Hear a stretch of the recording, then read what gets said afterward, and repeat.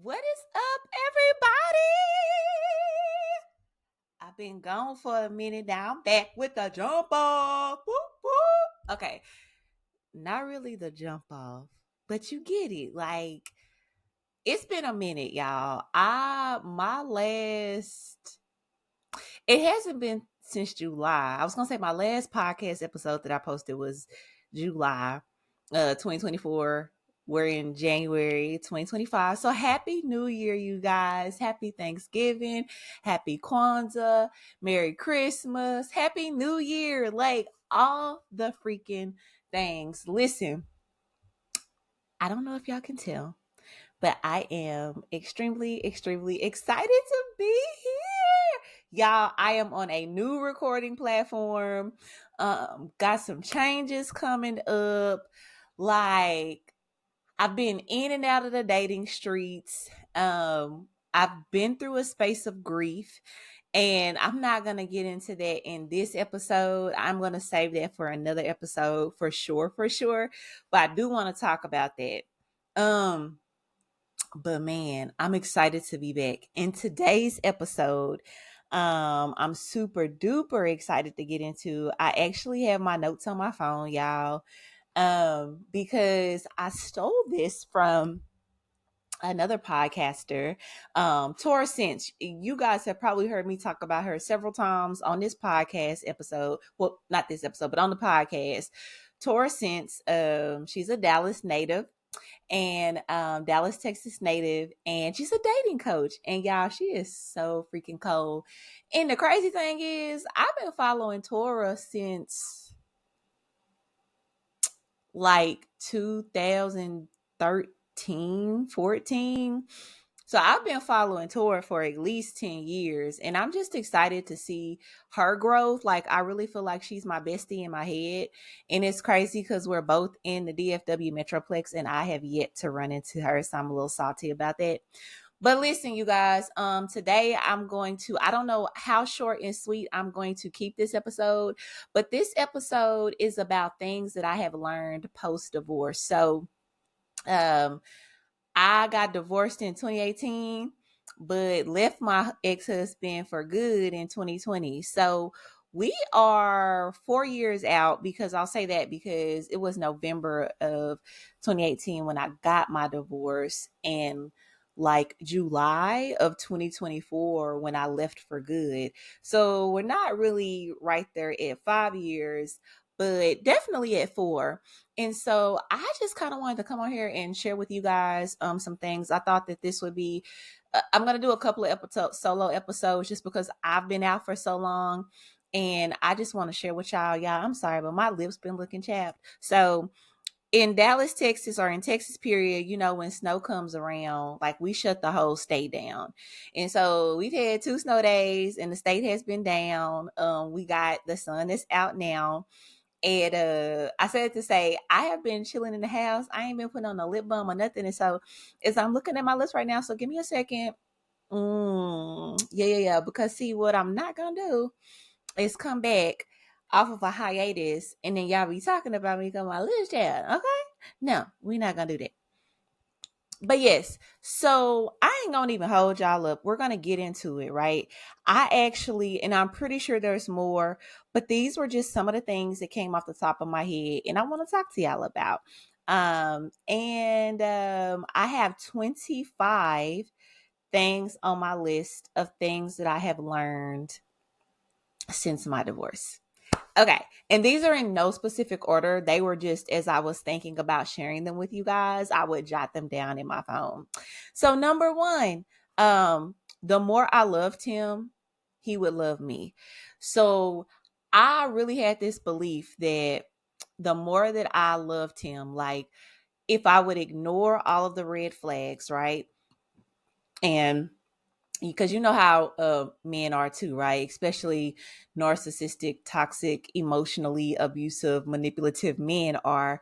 Whenever you bring up a fault of theirs or an offense of theirs, it's always, oh, well, you ain't being my peace. You're not being my peace at home. You're not being my peace at home. And so I found myself actually ignoring all of the things. I would overlook the fact that I saw pictures of women in his phone and that he was texting females in his phone. Y'all, I got so low as to when he wouldn't come home at night, when he got home, I wouldn't even argue with him because I was like, oh my gosh, if I can just show him how much I love him, and if I could just show him that I'm his peace whenever he gets home. And it don't work like that, you guys. What you'll realize, and I'm not even going to get too deep into that because I do want to keep this episode as short as possible, but you'll realize that your trauma. So there's a book called Women Who Love Too Much, and I would recommend you guys to read it.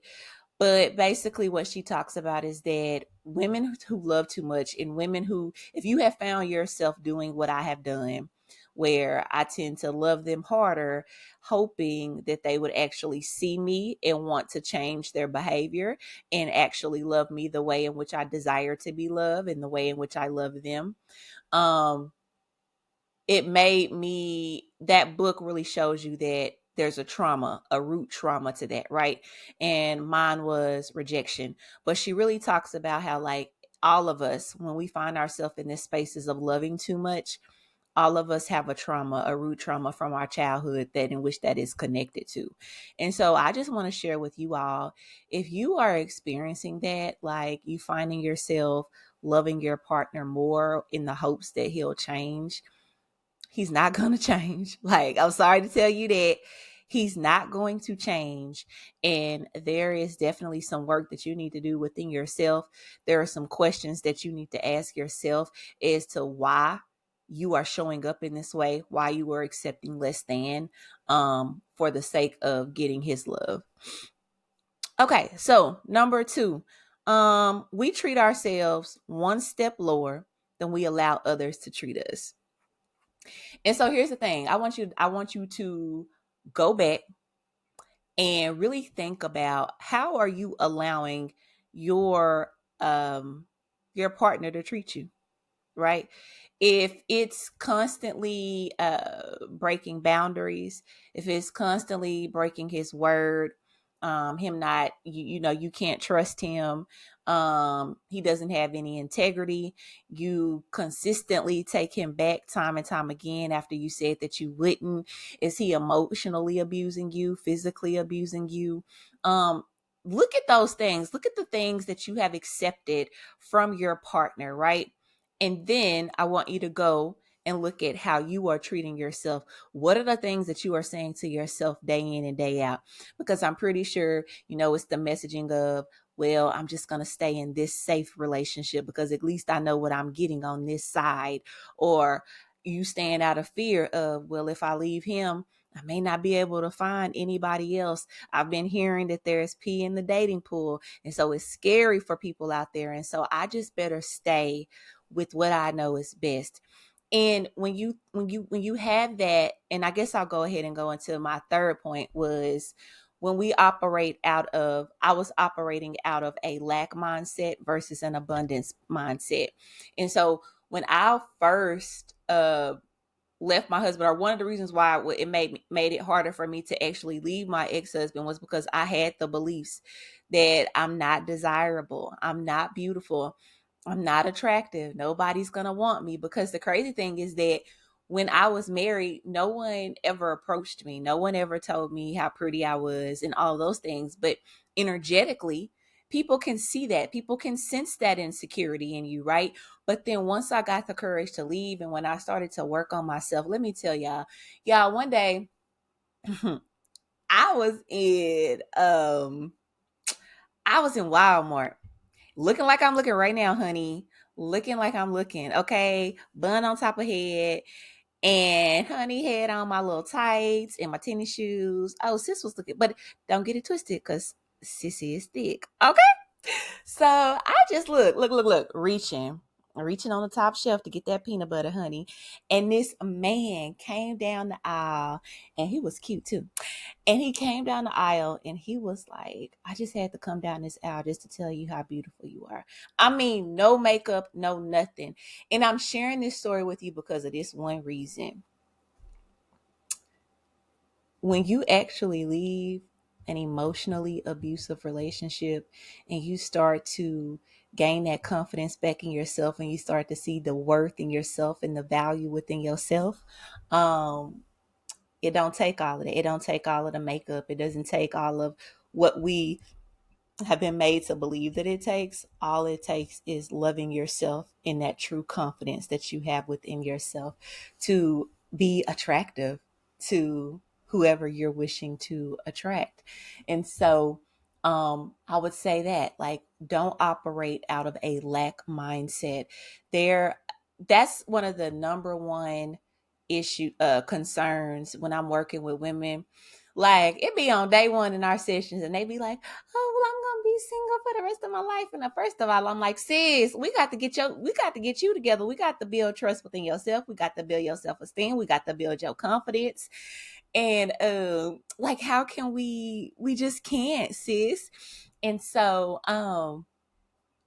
that is one thing that concerns women. And I always tell women, listen, when you operate in a spirit of abundance, honey, it's somebody out there for you. And I learned that too. Like, when I actually did enter the dating field, oh my gosh, like, I met some amazing people. I was shocked at how many people were actually attracted to me. And so it was just a beautiful thing. And so I know, y'all, I keep looking at my teeth because I'm like, Lord, baby, your teeth is beautiful. Okay, I see you, Brie. So yes, so that is number 2 and number 3. Number 4, there was a purpose and I have no regrets. So during the holidays, I found myself watching all these Christmas movies, right? And one of the Christmas movies that I watched was in her present life, her kids were disrespectful, disobedient, rude, inconsiderate, and her husband was cheating on her. And so basically, she had a wish to, well, she was granted a wish to go back in time. And when she went back in time, she fell in love with the school nerd, because what happened was, in her present, she ran into the school nerd, but of course he's not a nerd anymore, right? He's making money, he looks extremely handsome, and so she has that thought in her mind when she goes back in time. And so now she's being friendly to the nerd and they end up dating. And so then in her um new present, she is now married to the nerd from high school, and they have beautiful children who are respectful and kind and all that type of stuff. And it made me think, like, if I could go back in time and change it, would I? And my full circle moment was, no, I would not go back and change it, because me going through what I went through is what has brought me to life after infidelity. Is what has brought me to help you beautiful women who are experiencing this unfathomable hurt, right? And that's how I look at my life now. Like, I have no regrets. Like, would I want to go through it again? Absolutely not. But if I had to get to this, I would do it just to be able to serve you guys. So I say that to say this: everything that you are going through serves a purpose. And so I want you to start asking the question, what is the purpose in this? What am I supposed to learn in this? What is this connected to, right? What is this trauma connected to? Asking yourself the right questions, because you understand that everything that we go through in life is always bigger than us. And I'm not going to harp on that too much. Okay, number 5. Um, this isn't mine, but I saw it when my girl came on the show. But it is, God hates divorce, but loves you more. And I ain't gonna do it justice how she explained it, but listen, if you are someone who grows up in the church, right? You have had this belief that, oh my gosh, I cannot get a divorce because God hates divorce. And then, especially if you go to church people and they're telling you, stay in your marriage, pray for your marriage, pray for your husband, be your husband's peace, love him like Christ loved the church, uh, it's better to stay on the roof than to be in the house with a yelling woman. And that's my version of that scripture, but yeah, it's a scripture, y'all. And I say that because I've heard men just wear that scripture out. But um here's the thing: we have to understand what God's design is for marriage and what God's purpose is for marriage. And if you are in a marriage and this marriage is making you worse off than where you were prior to getting to with this person, it's safe to say it's safe to leave. I'm sorry. Um because God didn't design marriage for us to consistently be manipulated, to consistently be mistreated, to consistently be abused, whether that's emotionally, spiritually, physically, mentally. And so you have to look at all those things. Look at how if you have found, or if you have noticed that you have regressed in your marriage, and the person that you are married to is not actively working to get better, right? Like, you're doing all the work, you're doing all the praying, you're doing all the hoping, and you're asking them to walk alongside you and to improve and to get better, and they're not doing anything.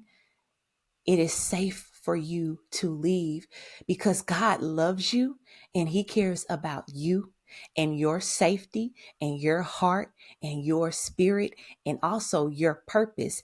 And one of the reasons for marriage is to help one another in that party to get to their purpose. And so if you have found yourself losing yourself and regressing um, in this marriage, then it's safe to say to leave, because it shouldn't be damaging. It shouldn't be damaging you. No relationship should be damaging you.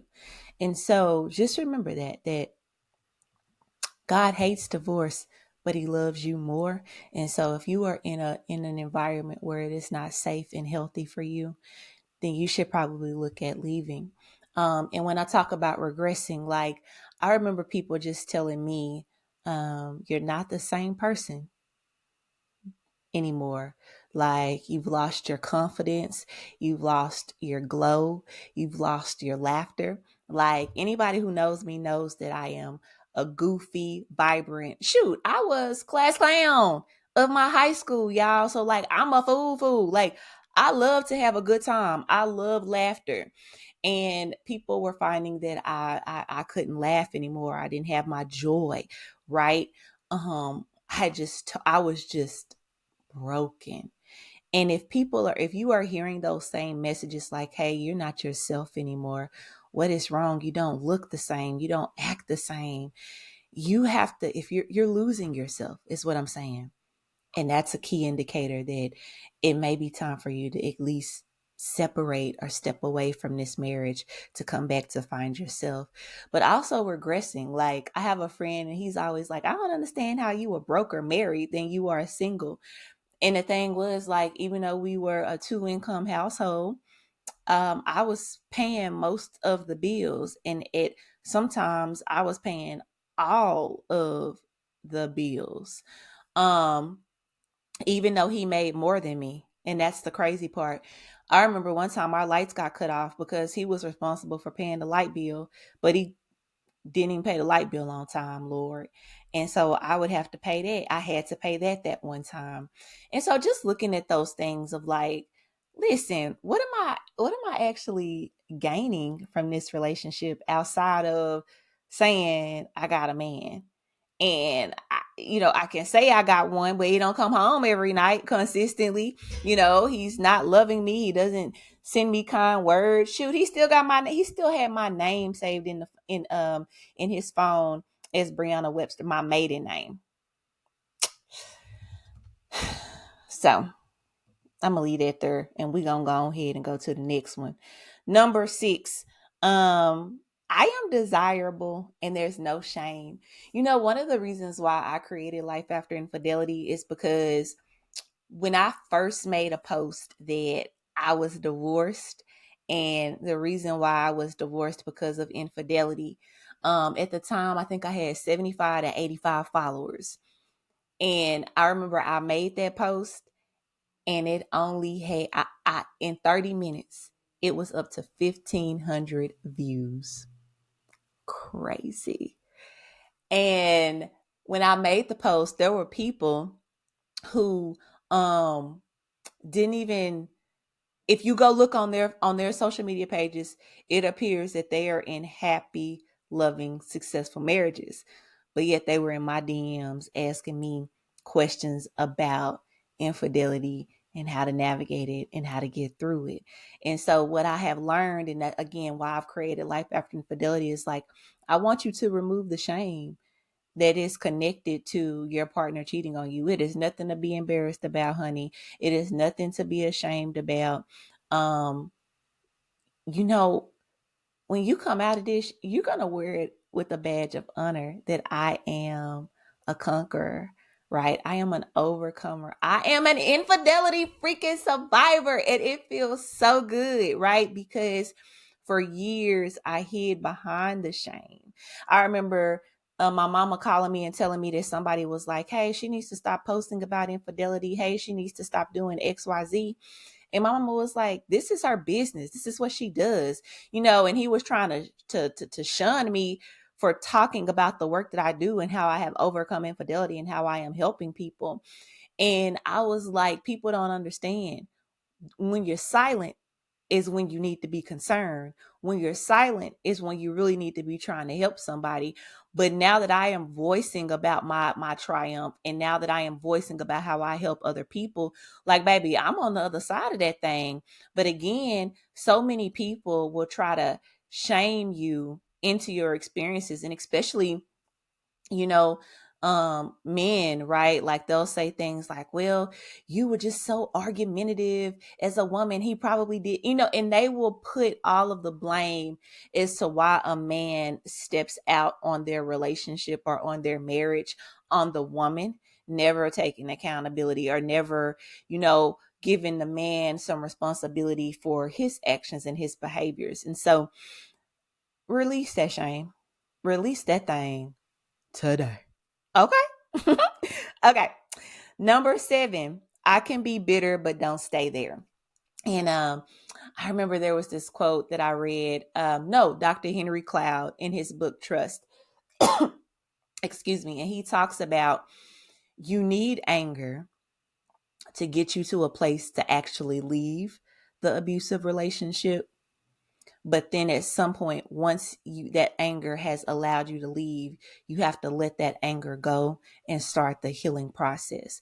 So I say that to say, you can be angry, you can be bitter, like, you can be all of those things. But just know that after a while, once that anger and that bitterness has served its purpose to do what it needs to do, to give you the courage or the strength or the confidence to actually leave that toxic relationship, you now have to release that and start the healing journey for yourself. And so, I just love that. And I just want to remind y'all that, sometimes people will always say, don't be angry, let the anger go. No, you can be angry, sis. Shoot, because what that ninja did to you, what that man did to you, like, you have righteous anger. I'm gonna say it that way. Like, so many of us just try to make it seem like we're not human and we're not on our healing journey if we don't feel the emotions. I'm telling you the exact opposite. If you pissed off, you can be pissed off.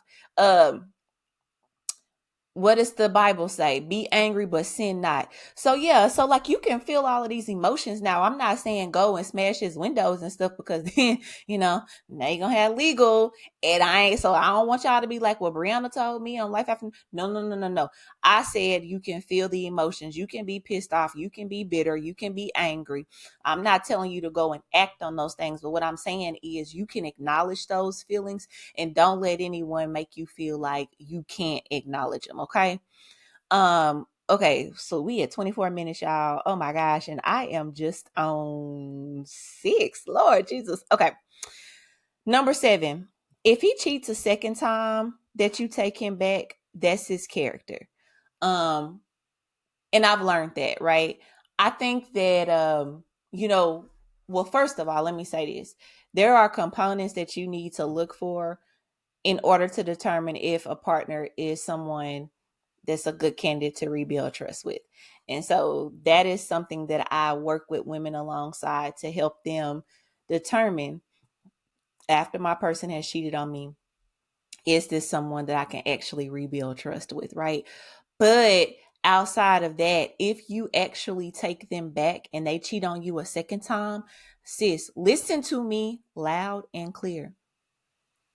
Don't take him back a third time, because he is only going to do it again. Because what you, first of all, now this is his character. Second of all, what you've shown him is that you have no boundaries. You you go back on your word. You also have insecurities. And what you've done is you've set the bar for how, for at what level he can mistreat you. And what we don't understand is that every time that we let a man back for an offense and they end up doing that same offense again, every time we let them back, what you're doing is you're showing them, okay, well, there's a new threshold of what I will accept and what I will allow from you in this space of infidelity. And so what happens is, like, say he did, you caught him cheating with one girl the first time, right? And then you take him back. Well, then this time you find out it's the first chick and it's somebody new. And so you let him go and then you take him back. And then this time he decided he's not gonna come home for 2 or 3 days in a row, right? And then you leave, you show out and then you take him back. And so what I'm saying is that every time that you take him back, the offenses are going to get worse and they're going to continue to multiply, because what he's trying to do is see what is your threshold. And you have to be careful too, is because they know how to give you the sweet words. They know how to tell you the sweet nothings. And you have to watch out for their pattern of how well they can entertain. And I say that in, quotation marks, of like how well they can entertain being better or being improved for what they have done. And what I mean by that is this.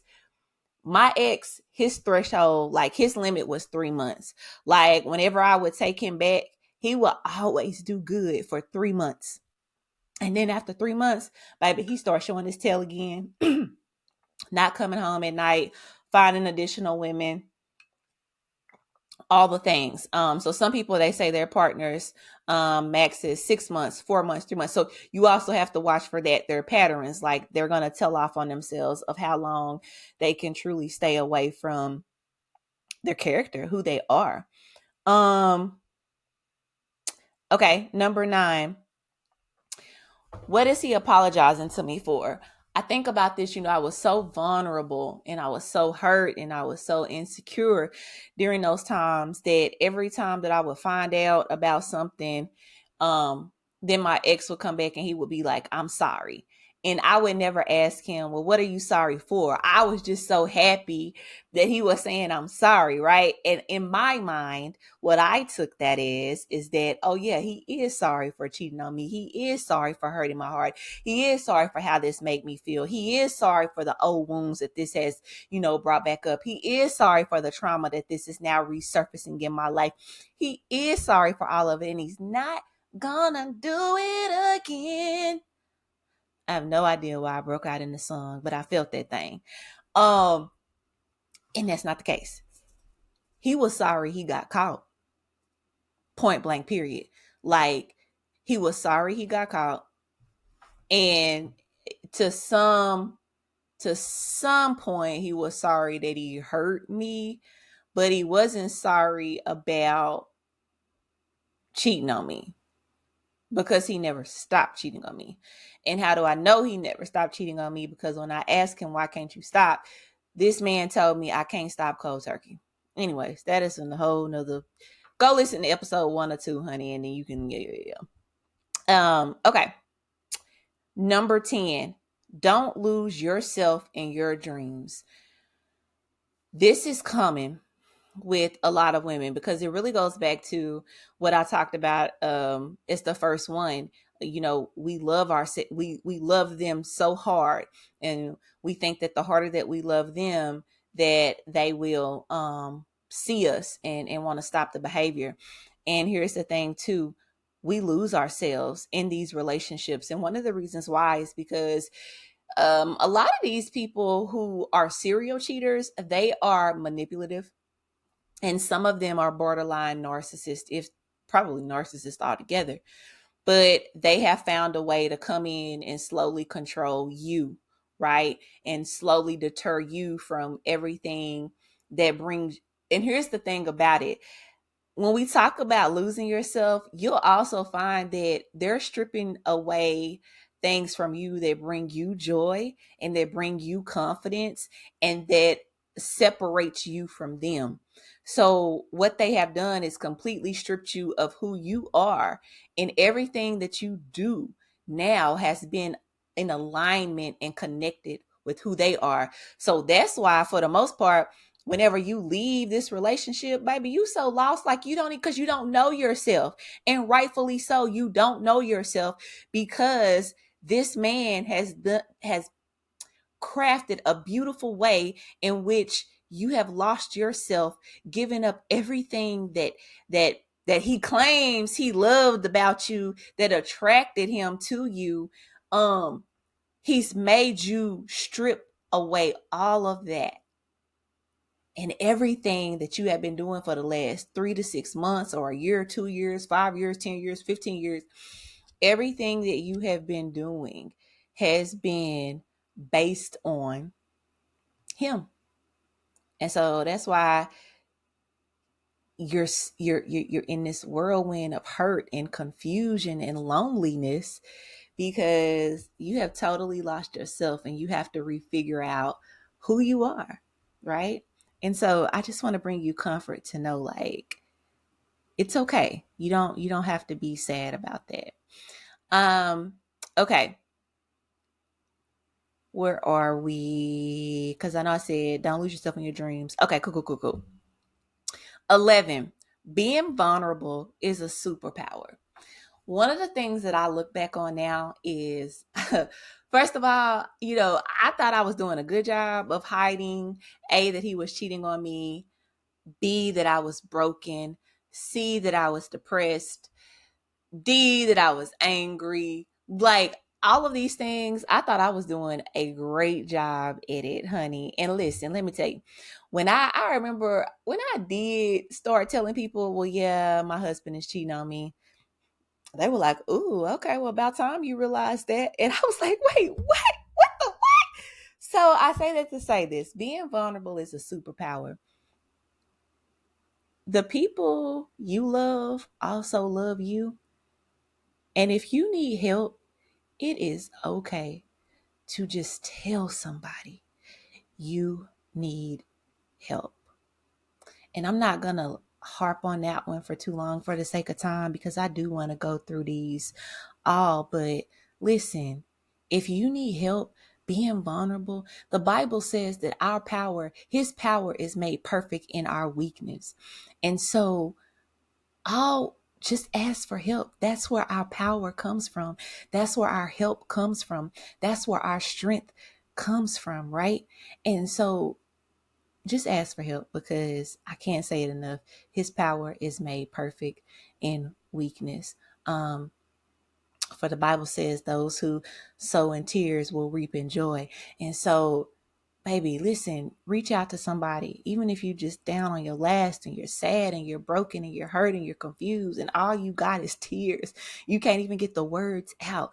Listen, the strength is there, and it is strong of you to tell somebody, I can't do it. I need help. Um, I put this one down, and I would say, number 12 is there are no gender roles. It was so funny. Like, as I look back at this now, my ex-husband wanted me to do everything. He wanted me to be responsible for cooking all of the meals, doing all of the grocery shopping, on top of paying all the bills. And I'm not saying like, oh, just going into our shared account, which we didn't have a shared account, but like, him sending me his half of the bills and then I would pay them. I'm meaning like I was paying everything.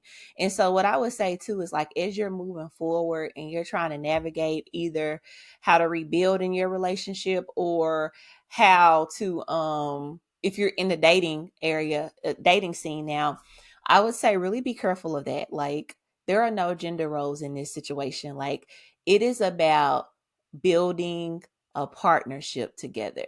And if my husband is working late and the trash needs to be taken out, I'm going to take the trash out because I understand that we are building a partnership together. And so I would just say that, like, no gender roles. Number 13, release the hooks.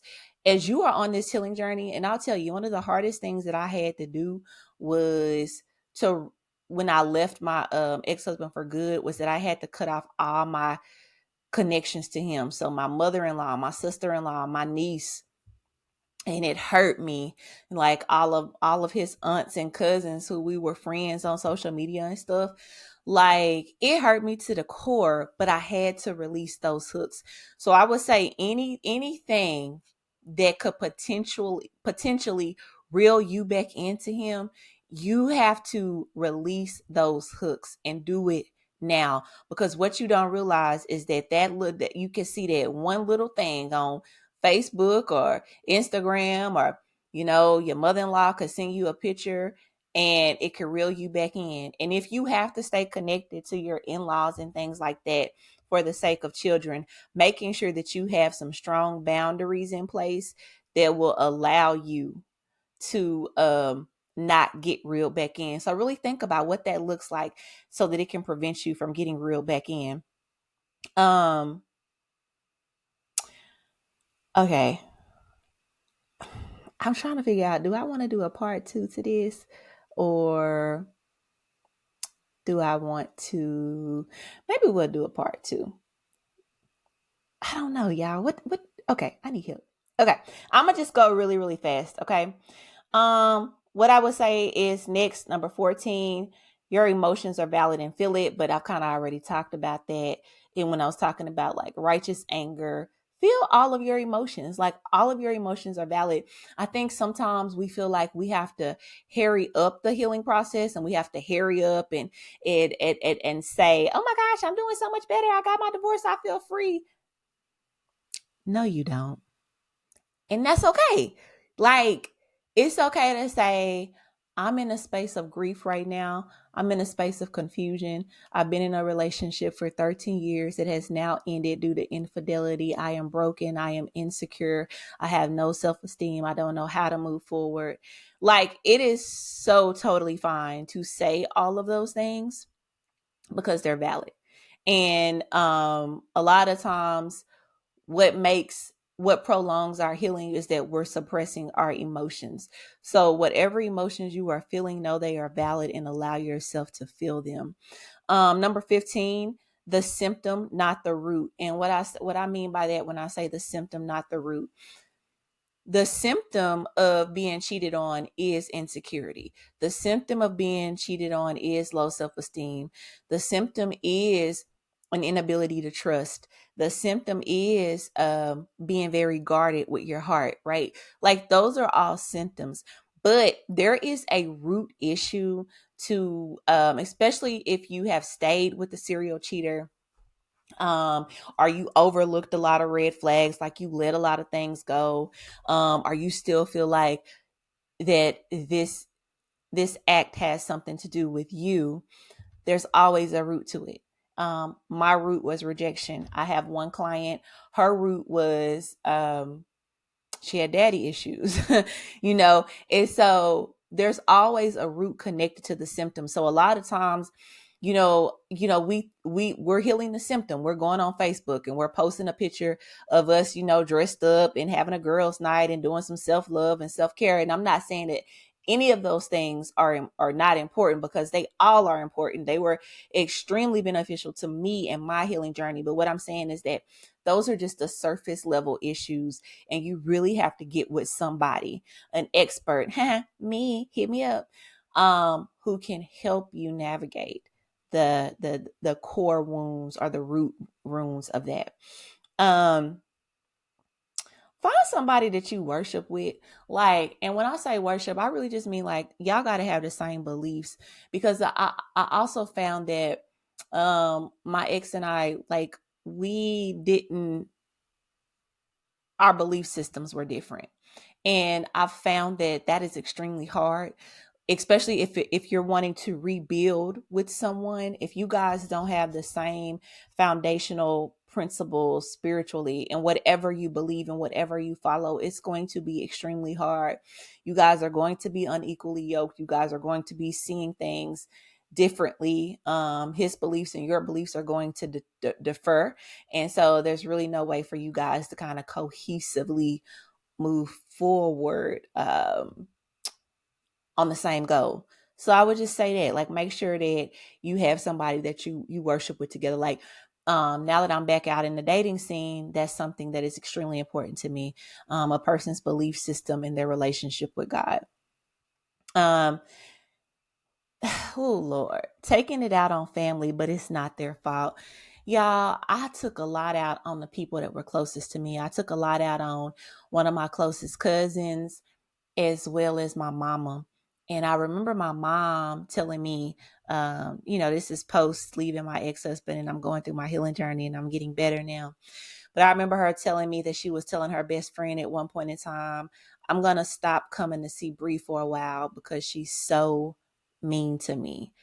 And my mom's best friend told her, well, that has nothing to do with you, and just pay attention to that. If you're in the thick of what you're in, just pay attention to how you're treating your loved ones. The real anger and the real hurt is on the person who is mistreating you. It's on your partner who's not doing you right. And don't take it out on your loved ones, because they love us, y'all.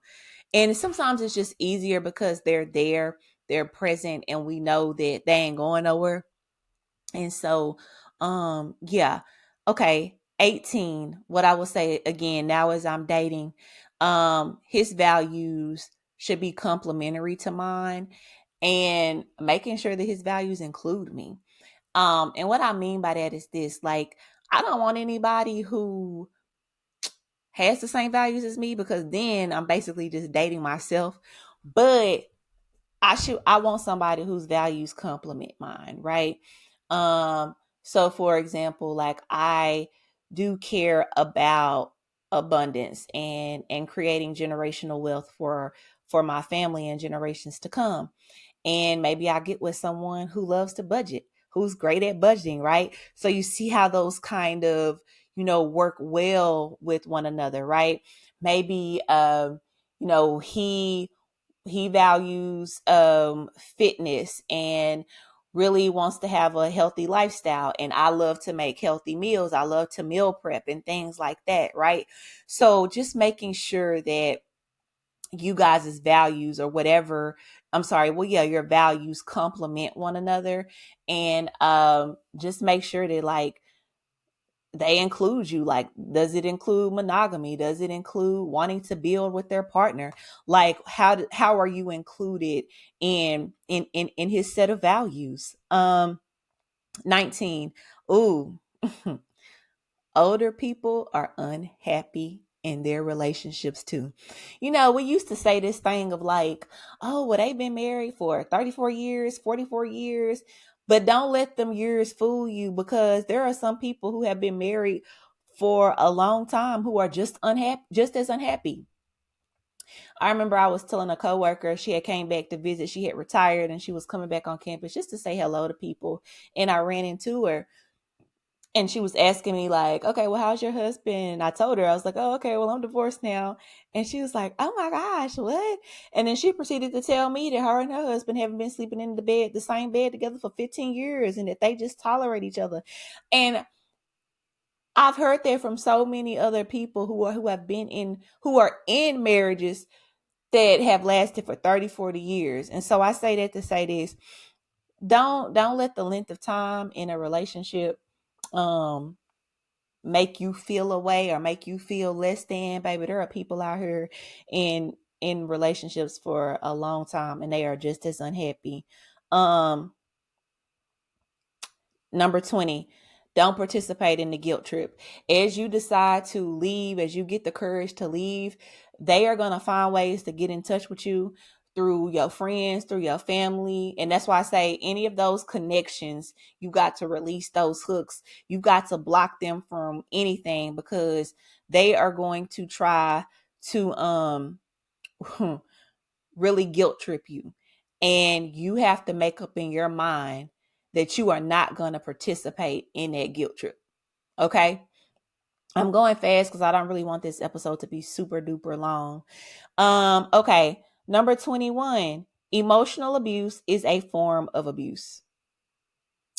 There was an article that I read and it talked about how emotional abuse, people actually have worse side effects from emotional abuse than like physical abuse. And the reason why they say that is because people stay in emotionally abusive relationships longer than they do physical relationships because they don't realize that it's abuse. And so since they're there a longer amount of time, the symptoms and the adverse effects of that when they do decide to leave are a lot worse. And so I just want y'all to be aware of that emotional abuse is a form of abuse. So you might say, oh, well, he hasn't hit me, or oh, he hasn't done XYZ, or oh, he doesn't talk to me crazy. Like, but still, if he's not coming home at night and he's telling you that the reason why he's cheating is because of you, like that's still a form of manipulation and emotional abuse. And it's just not healthy. 22. Ooh, when I first got married, when I was getting ready to get married, and I was talking to my first lady at the church I was attending at the time, I was kind of telling her, we don't go to the same church, or, you don't go to church at all. And she told me this. She said, if you get with somebody that you know that you're already questioning, or you get with somebody who is emotionally abusive, like I'm gonna say it like this: you see the red flags and you still continue to pursue this person, listen, either you're going to change him or he's going to change you. I wish I would have took heed to that. And a lot of the times, I ain't gonna hold you. A lot of the times, the women are the one who change for the worst to keep and to please the man. So if you see red flags prior to getting married to this person, or if you still see those red flags and you're considering taking him back and you still see those red flags, just know either you gonna change him or he gonna change you.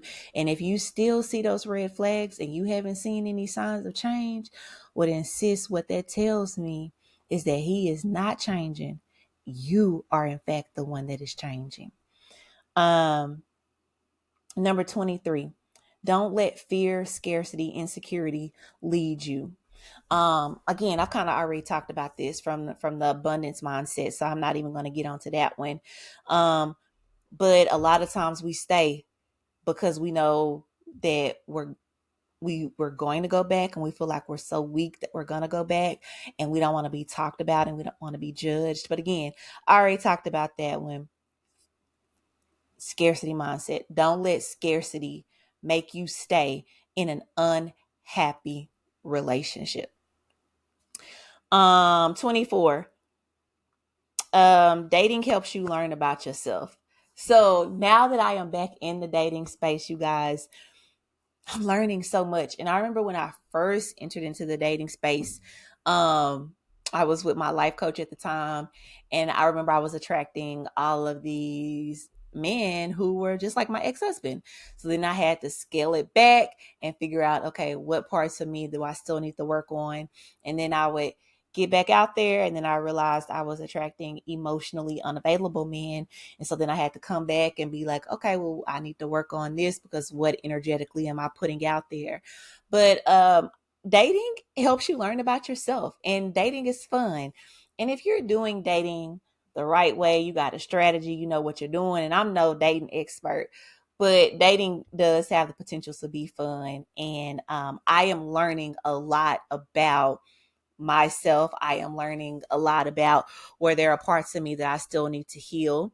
I still have some triggers. But I'm not letting that keep me from getting the love and the relationship and the marriage that I truly, truly, truly, truly desire.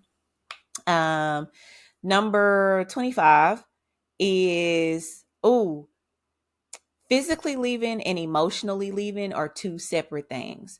So, like I talked about, my divorce was final in 2018.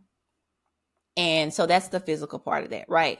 But I didn't leave my husband, ex-husband now, for good until 2020, meaning I was still entertaining him. I would still let him come over. My heart was still connected to him. And, that is okay, because most women that I work with, like, they're in this house alone, but they're still thinking about him. Why hasn't he called? Why didn't he apologize? How do I move on without closure? Like, all of these things, he's getting the better end of the stick, or he already got a girlfriend. How can he move on? And he's done this stuff to me. He claims he's hurting, but I don't think he's hurting. Like, you still got all of these emotional connections and attachments to him. And just know that that is totally fine. It is totally normal, that there are going to be two different phases of that: physically leaving and emotionally leaving. And some people will tell you they left emotionally before they left physically. And so just knowing that whichever way in which that happens for you, it is totally normal, and they are two separate occurrences. And then my last thing, y'all, my last thing is something that I've always thought about, is what I could have done better as a wife. And the thing that I always think about, and now I am working on and praying on over myself, as I am praying to be a, a better wife this time around, is I could have respected my husband more, shown reverence more to my husband, and really gotten to know him. I was 19, he was 20 when we got together, and we were babies. And so as we started to grow, I just got comfortable in thinking that I actually knew him. And I didn't, because we grew, and we were actually growing apart. But I could have done a better job of being a loving wife who was actually interested in learning the man that he was becoming and really respecting him. And so, you guys, that's it. I am so blessed and excited and grateful to be with you all. Like I said, I'm going to come on here and tell y'all too about my grief that I was going through. And it was grief. Anyways, I'm going to even get into it. Listen, I am excited. Do me a favor. If you love this podcast episode, heart it, like it, and share it with someone. And do me a favor, show me some love to encourage me to keep going and keep putting out this content. And I really do love you guys. Remember, my name is Brianna Latrice. I am an affair recovery coach. I help you remove the shame of your decision to leave or stay after infidelity, because whether you leave or stay, both decisions will be hard, and I am here to help you navigate your heart. I love you. Bye.